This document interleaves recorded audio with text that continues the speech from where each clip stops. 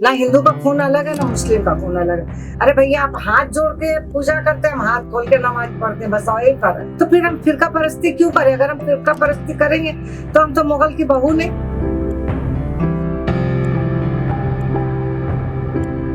या सुलताना बेगम आहेत मुघलांचा जो शेवटचा वंशज होऊन गेला त्या बहादूर शाह जफरच्या पणतूच्या पत्नी। कोलकात्यातल्या एका छोट्याशा झोपडीत राहणाऱ्या सुलताना बेगमकडे पाहिलं तर एकेकाळी दख्खनमध्ये मराठ्यांना हरवून स्वतःची सत्ता स्थापन करण्यासाठी आलेल्या औरंगजेबाच्या त्या वंशज आहेत यावर तुम्हाला विश्वास बसणार नाही। कोलकाताच्या हावडा भागातील गंगेज गार्डन परिसरातल्या एका झोपडपट्टीत सुलताना बेगम त्यांच्या कुटुंबासह राहतात। औरंगजेबाच्या वंशजांची अशी अवस्था का झाली यावर विचारलं तर त्या उत्तर काय देतात ते तुम्हीच ऐका। बहादुर शाह को तो 1857 में जो गदर हुआ तो उस वक्त उनको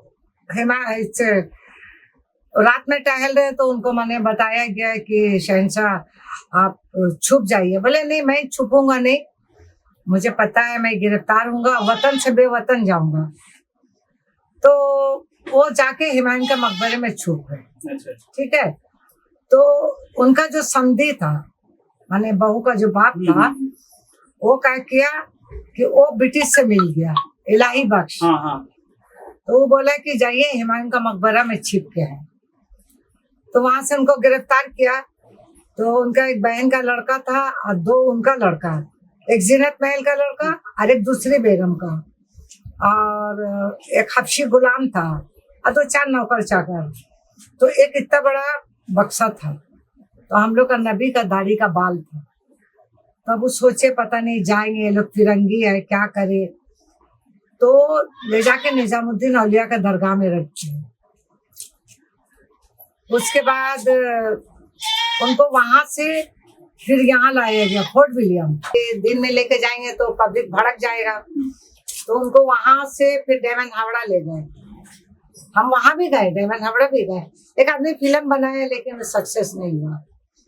डायमंड हावड़ा से उनको पानी के जहाज में भेजा बहादुर साहब रंगून। रंगून जाने के बाद 4 साल के बाद तो खत्म ही हो गए। तो जब वो खत्म हो गए फिर उसके बाद बहुत ठोकर खाए इधर उधर, जानते हैं ना जिसके पास पैसा है उसको सब नहीं। आपको कुछ फैसिलिटी मिलता है, मतलब कुछ अभी कुछ मिलता है जो आप जहाँ कहीं भी जाते हैं? कुछ नहीं। आगरा फागरा में जाते हैं तो कुछ भी नहीं। सोनिया गांधी से यहाँ आके बोला कि हमको भाई बच्चा का पढ़ाई चाहिए, हमको अपना घर चाहिए और पेंशन हमको चाहिए। तो उससे सोनिया गांधी, अब देखिए हमने आपको दिया, अब आप उसको देखिए या ना देखिए, आपकी तरफ से मेरे पास जवाब आया तो आपको पकड़ेंगे।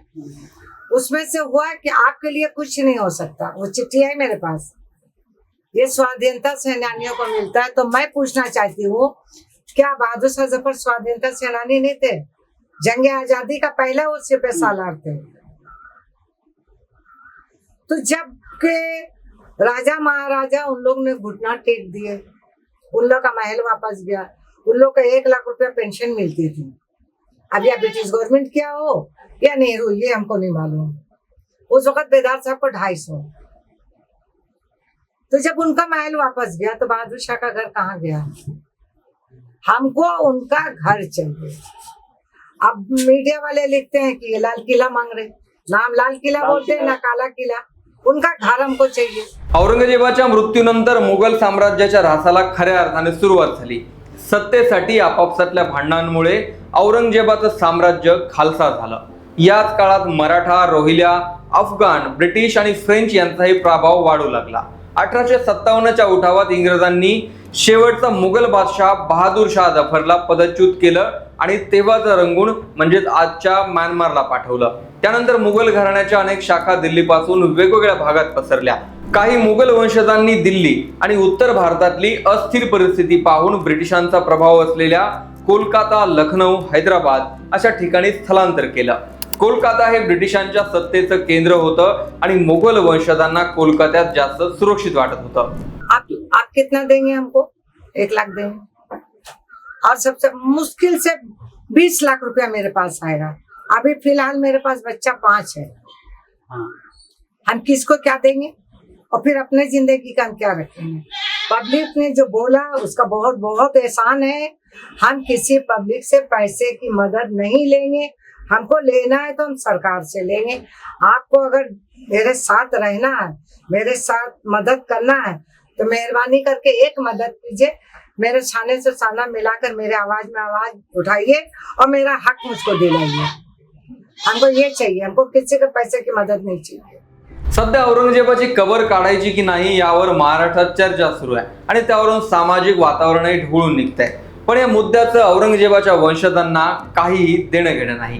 ये जो अभी जो चल रहा है महाराष्ट्र में, जो औरंगजेब का जो कबर उठाने का बात हो रहा है हिंदू सेना के यहाँ से, आपका क्या है इसमें, क्या आपका ये क्या है? देखिए बात ये है ना, किसी को उखाड़ लेने से भी कुछ नहीं होगा। तो कोई भी इंसान मुस्लिम है तो वो गल गया, हिंदू है तो बेचारे को जला दिया, तो खत्म ही हो गया किस्सा। और दूसरी बात है, हमको उम्मीद है कि सरकार अन्याय नहीं करेगी। उसको उखाड़ के भी क्या मिलेगा, या उसको चूर भी कर दो तो कुछ तो मिलने वाला नहीं है। और कोई उनका बना हुआ नहीं है, सुनते हैं जैसे यूट्यूब में देखा ऐसे ही मामूली है। अच्छा और एक बात है, जब उधम सिंह का राख हो, मिट्टी हो, कुछ भी हो, जब उनको विदेश से लाया गया और इंदिरा गांधी जी खुद राष्ट्रीय ध्वज लेकर खड़ी थी सम्मान के लिए, तो क्या बहादुर शाह जफर का वहां से इतना सा मिट्टी लाके उनको मेहरौली में दफन नहीं कर सकते? आज भी उनका कब्र खाली है। जफर महल जाते हैं हम लोग, खुद फूल चढ़ाते, बत्ती जलाते, फातिया पढ़ते, खाली कब्र को। तो क्या इतना सा ला के अगर रख दे तो। हा परिसर, हे घर आणि त्यात राहणारी माणसं पाहिली तर ती औरंगजेबाचे वंशज आहेत यावर कोणाचाही विश्वास बसणार नाही। काही दिवसांपूर्वी उत्तर प्रदेशचे मुख्यमंत्री योगी आदित्यनाथ म्हणाले होते की औरंगजेबाचे वंशज कोलकात्यात रिक्षा चालवून पोट भरतात। जो औरंगजेब पूर्ण देशावर ताबा मिळवण्यासाठी आला होता त्याला महाराष्ट्राच्या मातीतच दफन व्हावं लागलं। स्वतः तर दफन झाला, पण मुघल साम्राज्याचा जो बादशाह होता त्याच्या वंशजांना आज राहण्यासाठीही घर नाही, हा इतिहास आणि वर्तमान बरंच काही सांगून जातो।